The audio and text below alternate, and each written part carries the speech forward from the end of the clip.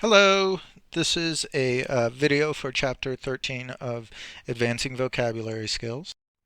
So here's the words. If you want to take a minute and pause the video and try and um, put these into word groups, you can. I will say that the fourth word is um, exacerbate, eight, and the seventh word, or I guess the sixth word, is mitigate, eight, as well. Okay, but let me go on. Okay, so here's our first word, atrophy. And atrophy is a verb. Since unused muscles atrophy, an arm or a leg that remains in a cast for some time becomes thinner. If you watch any of those mindless television programs, my father said, your brain will atrophy. So an atrophy means to waste away. So if we look on page 77, and I'm sorry not to say this earlier, but if you want to open up your book to page 76, you can follow along.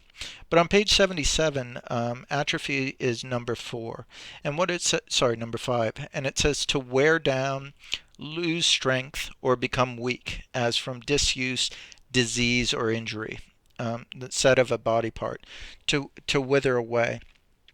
So what atrophy means is really it means for something to get weaker, normally because it's not being used. So in the first case, unused muscles. So when you're in a cast, I had a cast once, but on my wrist. And so one of the things that they have you do after you have the cast on is they have you do exercises to strengthen the muscles. Because you haven't used those muscles there, they've gotten weaker. And they're not as strong. So we say that they would atrophy. One of the horrible things, if you see any pictures of starvation, you'll see that people's, their arms and their legs atrophy, so that the muscles on their arms and their legs really, they just go away. In the second example, it's saying your brain will atrophy. So, this is sort of a jokey thing, but it's saying, mindless television programs means that you're not using your brain. So if you don't use it, you lose it, right? It will go away. Um, so atrophy, I would say, if I was asked, would be more for some physical things. That are unused. They will atrophy, and my gut feeling is that this is more for living things than for like you wouldn't say your car will atrophy. I guess you could, but I'm not sure. Let me double check about that, and I'll talk. We can talk about it in class. All right. So here's our second one: deplore. Bernie deplored his coworker's habit of taking home paper clips, scotch tape, pens, and stationery from the office, a practice he felt was dishonest. Many people deplore some of the content on the internet, but feel they must tolerate it because they disapprove just as strongly of censorship. And deplore means to condemn. On page 77, it's number 10, to feel or express disapproval of. So deplore means that you think something is bad, and as a result, maybe you say something of it. I'd actually say I don't know that it says here to feel or express disapproval. I would lean more to uh, deplore means you're feeling disapproval of something. So in the case of the first one, he deplored the coworker's habits of taking home paper clips. It doesn't mean that he did anything or that he said anything to them, but he just thought it was bad. He felt it was really bad. In the second one, you deplore the content on the internet. It doesn't mean that you necessarily that you do anything about it, but just that you feel like that this thing is not really good. Uh, yeah, that's it. Okay, so our next one here is deprivation, and this is a noun. Children who spend their early years in institutions where they receive no love may suffer through life from the effects of this deprivation. Weight loss programs typically claim that their members experience no sense of deprivation. You'll never be hungry, they promise. And deprivation means a deficiency. So here we have the picture of food deprivation. Um, so in that one, you can see that the child's body has also atrophied. Not their stomach, but if you look at the muscles on the arms and the legs, we would say those have atrophied. But deprivation means that you don't have something. On page 77, it's number 6, a lack or shortage of one or more basic necessities. So that's an important part to it. Deprivation means you don't have something that you need. So you'd have a deprivation of water, you know. This comes from the word deprive, which means to not give someone. We could say a deprivation of love. If we think about the novel The Color of Water, Ruth, there's a deprivation of love in her family. Her parents, her mother does, but there isn't a lot of love there, and love is something that you need. So the next one is exacerbate. Scratching a mosquito bite only makes it worse. The scraping exacerbates the itching and may even cause an infection. Instead of soothing the baby, the sound of the music box seems to only to exacerbate her crying. And in this case, exacerbate means to make worse. On page 77, it's number 1, and it's to aggravate a situation or condition, to make something more severe. So in both of these cases here, in the first one, it means that it makes it worse instead of making it better. So exacerbate is often used for something that someone is doing with the intention of improving it, but the result is actually that it makes it worse. So I'll tell you of a situation that I was just in just this afternoon. I was coaching my son's soccer game, and I got in an argument with one of the coaches on the other side. And what I was trying to do was to communicate my point because I wanted him to see my point. And my hope was to, to sort of resolve the argument and get him to see my point. But the reality is that I just exacerbated it to the point where the guy started swearing at me.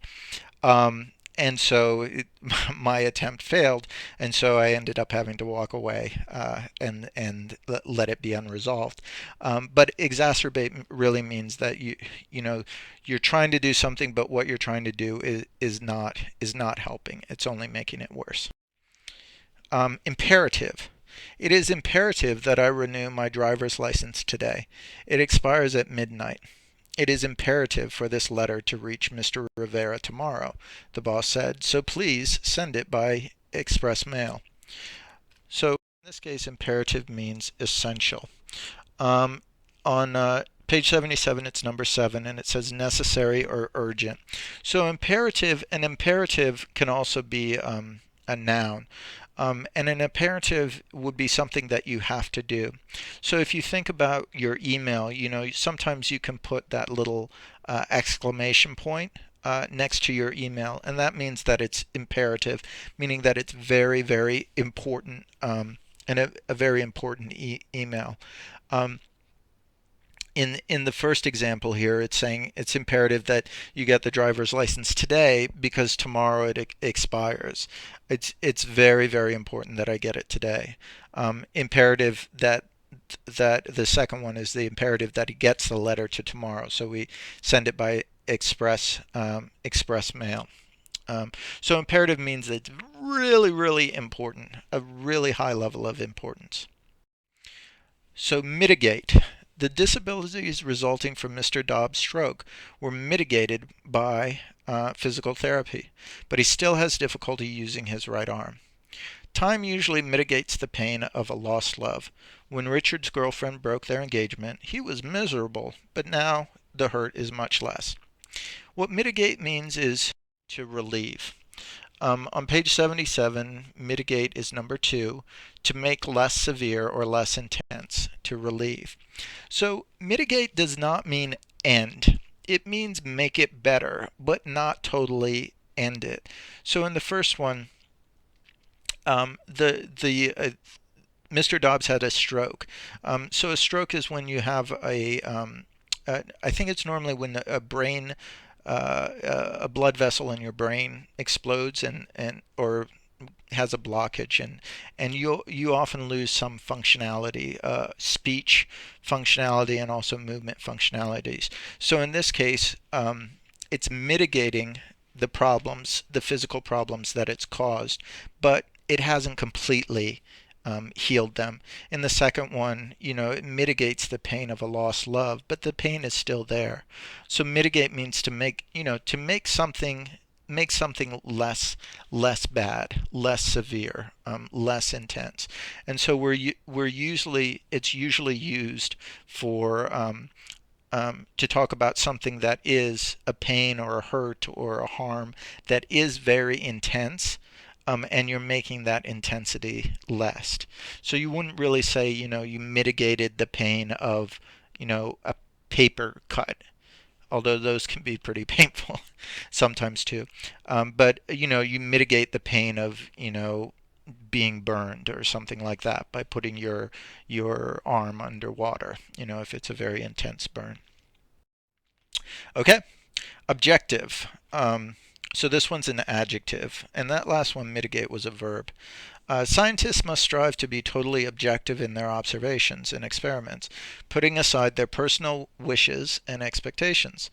All too often, we let our own prejudices prevent us from being objective in judging others. And objective means fair. Now, you notice here in both of these, it's followed by in, but don't, sometimes that's a clue, but I don't think it's really a clue here. Objective means not influenced by emotion or personal prejudice, based only on what can be observed. So objective means impartial, if you know that word. Fair is the word here. But objective means, we're going to actually talk about objective when we talk about tone in the reading book. But objective, there's another meaning of objective, which is a noun, which means your goal. Your objective means what you're trying to do. And this meaning is totally different from that. Objective in this one means that you're not prejudiced.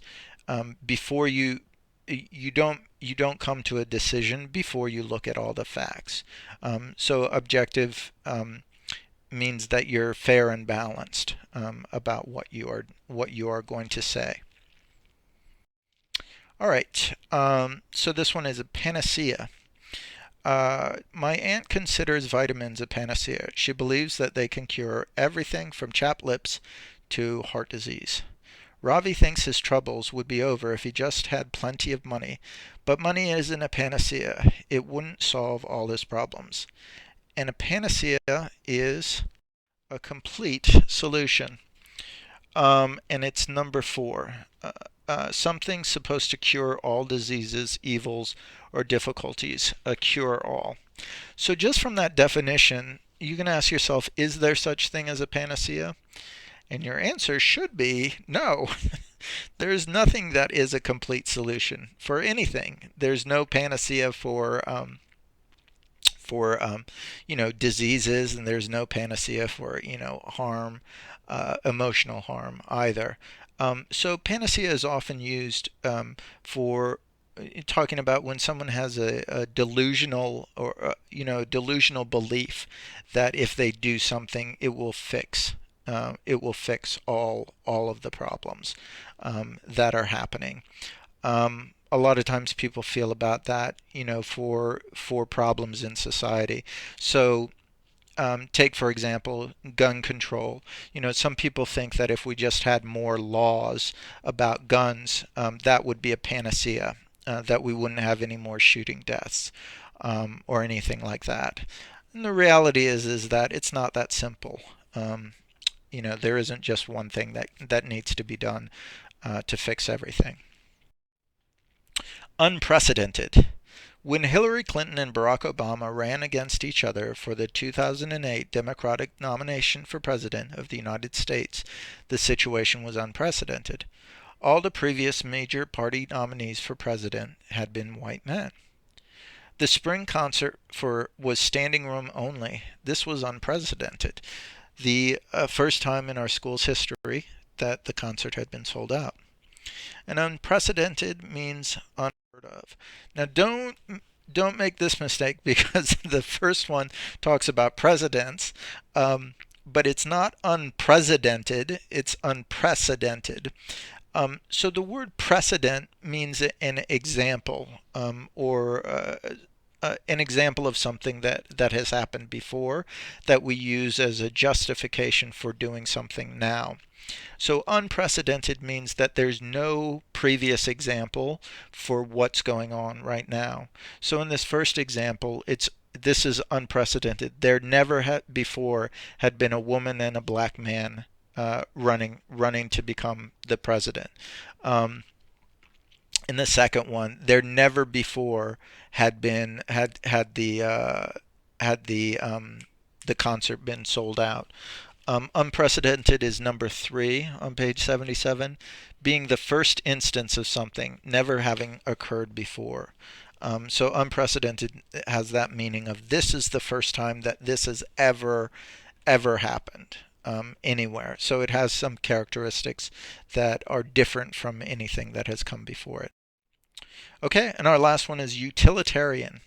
One difference between arts and crafts is that crafts tend to be more utilitarian. They are generally created to serve a specific purpose. I prefer utilitarian gifts such as pots and pans to gifts that are meant to be just ornamental or beautiful. And we can see in the picture we have a hammer, a hammer, which we would consider to be utilitarian. And utilitarian means practical. So on page number 9, sorry, page number 77, it's number 9. It says made or intended for practical use, stressing usefulness over beauty or other considerations.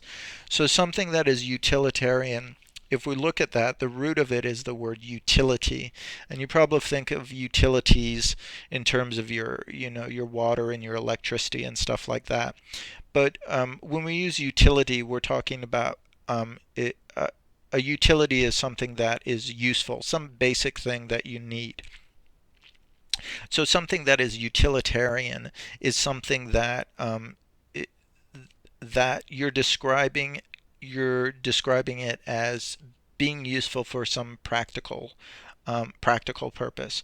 So normally when you describe something as utilitarian, you're saying it's generally sort of we have a saying in English saying no bells and whistles, meaning that it just has the parts that you need. It doesn't have the extra things that you don't need. That its focus is on doing a job rather than being pretty or being beautiful.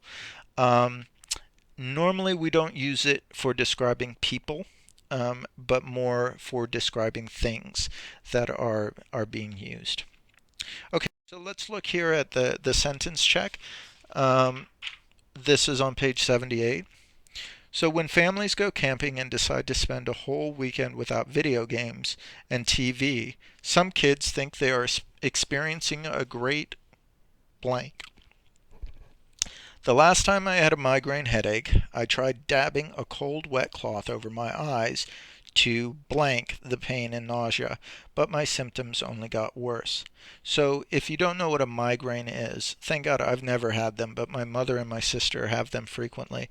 They're very, very intense headaches, or my mother would always have to go into a room without any sound until they went away. So the first one is deprivation, meaning that these kids don't have the things that they feel that they need, like video games and TV. And the second one is mitigate. Mitigate the pain, make the pain less, this very serious pain. First aid instructions usually advise against moving an accident victim because movement can blank an injury.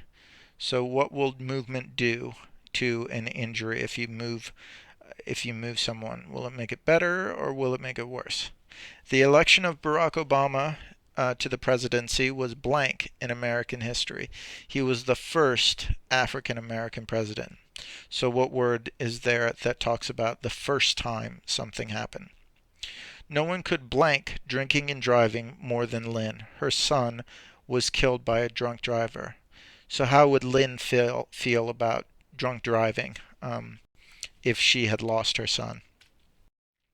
So the first one is exacerbate. If you move them, it'll make it worse.